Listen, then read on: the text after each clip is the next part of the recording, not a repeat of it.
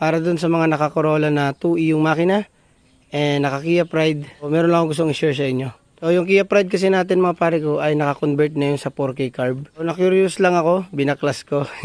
Trinay ko yung carb na galing sa Toyota Big Body na 2E yung makina dito sa base plate ng 4K ko. Yun, tama nga yung hinala ko mga pare ko na yung base platform ng 4K carb tsaka yung 2E carb ay iisa lang. So yun nga, tinanggal ko yung 4K carb ko dun sa Kia Pride ko kasi naka-convert na ako. And trinay ko tong 2E carb na galing sa Corolla Big Body. So parehas lang sila ng base platform. Ayan.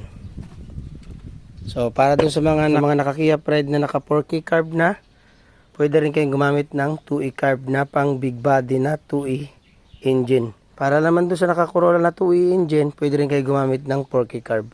Kasi pasok din to sa 2E makina nyo. So yun lang, na-share ko lang.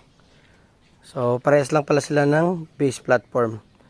So pwede lang kayong gumamit alin dito sa carburetor na to. Pag nasira yung 2E carb nyo, pwede kayong gumamit ng 4K carb.